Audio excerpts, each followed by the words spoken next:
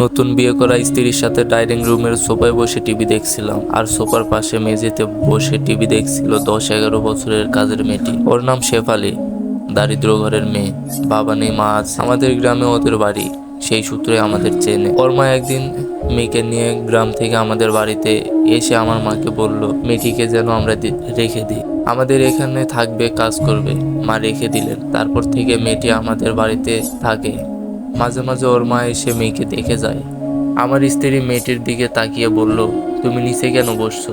সোফায় বসো। মেয়েটি আমাদের এখানে আছে 2 বছর হলো, সে সব সময় নিচে বসে টিভি দেখে। তাকে কখনো আমরা সোফায় বসে টিভি দেখার কথা বলিনি। মেয়েটি তাই অবাক এবং কিছুটা ভয় নিয়ে আমাদের দিকে তাকালো। সে বুঝতে পারছে না কি করবে।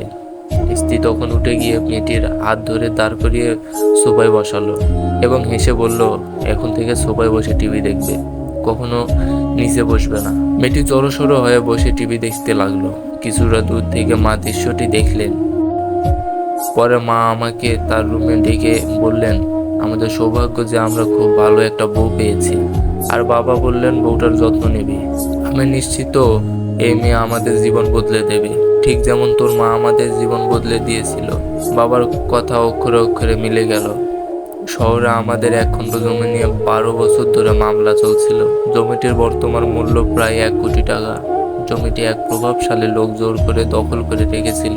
কিছুদিন পর ওই জমির মামলার রায় হলো এবং আমরা জিতলাম। বাবা সেদিন আদালত কক্ষে আমাকে আবারও বললেন, বউটার যত্ন নিবি। কিন্তু বাবার কথা শেষ পর্যন্ত রাখতে পারলাম না। একদিন রান্নায় লবণ একটু বেশি হয়েছিল বলে গলা সরিয়ে স্ত্রীকে বললাম, কি রেঁধেছো এসব? মুখেই তো দেয়া যাচ্ছে না। আরো বেশ কিছু কথা বললাম। বাবা তখন ছুটে এসে ধমকে আমাকে বললেন, ওই খাবার তো আমরাও খেয়েছি, ওই আমাদের তো সমস্যা হয়নি। আর মা বললেন, কথা ভদ্রভাবে বলবি, বেয়াদবের মতো কথা সহ্য করব না। আমি আর কিছু না বলে বড় বড় কদম ফেলে ডাইনিং রুম থেকে বেরিয়ে গেলাম। পরদিন অফিসে গিয়ে জানলাম বড় অঙ্কের টাকার হিসেব গন্ডগোল হয়েছে। আর অফিসের টাকার দায়িত্ব যেহেতু আমার, তাই দোষটা আমার উপর পড়ল। বস আমাকে শান্ত গলায় বললেন, টাকার হিসেব যদি না মেলে তাহলে পুলিশকে জানাবেন এবং চাকরিও যাবে। শুনে মনটা ভীষণ খারাপ হয়ে গেল। পুরো অফিস তন্ন তন্ন করে খুঁজে ওই টাকাগুলোর সন্ধান পেলাম না। অফিসের বাইরে অন্য কোথাও রেখেছি কিনা তাও মনে পড়লো না। দুঃসংবাদে এখানেই শেষ নয়। সেদিন জানতে পারলাম ওই প্রভাবশালী লোক যে আমাদের জমি দখল করে রেখেছিল উচ্চ আদালতে রায়ের বিরুদ্ধে অ্যাপিল করেছে।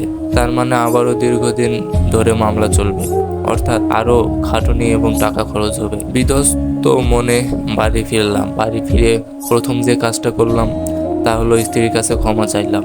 সেই সাথে বললাম, জীবনে আর কখনো তোমার সাথে বাজে আচরণ করব না, কথা কথা দিচ্ছি। স্ত্রী কিছুক্ষণ চুপ থেকে বলল, শেফালিকে স্কুলে ভর্তি করাতে চাই, আমি নিজে ওকে পড়াবো। অপ্রত্যাশিত কথাটা শুনে খানিক সময় ওর দিকে চেয়ে রইলাম। তারপর বললাম, তাহলে ঘরের কাজ করবে কে? আমার স্ত্রী বলল, আমি শুনেছি ওর মা গ্রামে মানুষের বাড়িতে কাজ করে, কোনো রকমে বেঁচে আছে। তুমি তাকে এখানে নিয়ে আসো, উনি আমাদের বাড়িতে কাজ করবেন। আর মা মেয়ে একসাথে থাকলে তাদেরও ভালো লাগবে। তৎক্ষণাৎ রাজি হয়ে গেলাম এবং বাবা মাকে বলাতে তারাও রাজি হয়ে গেলেন। তারপরের ঘটনা অবিশ্বাস্য। অফিসের টাকাগুলো অফিসের এক ড্রয়ারে খুঁজে পেলাম, অথচ সেদিন এত খোঁজার পরও কেন পাইনি কে জানে।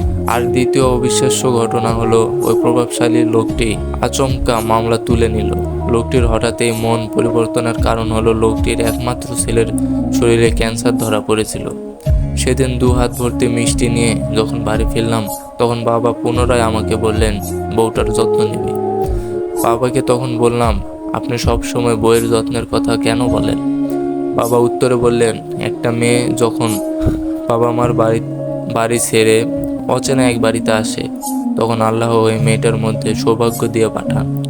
যারা ওই সৌভাগ্যের যত্ন নেয় তাদের জীবন আলোতে ভরে ওঠে, আর যারা অযত্ন করে তাদের জীবন ভেঙে চুরমার হয়ে যায়। এটা আমার মুখের কথা নয়, নবীজির কথা।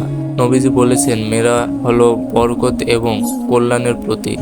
আমি তখন বুঝতে পারলাম বাবা কেন কোনোদিন মায়ের সাথে খারাপ আচরণ করেননি, আর সেজন্যই হয়তো শূন্য হাতে জীবন শুরু করে আজ উপরে উঠে এসেছেন। স্টাডি রুমে স্ত্রী তখন শেফালিকে পড়াচ্ছিল। মেয়েটা পড়াশোনায় ভালো করছে।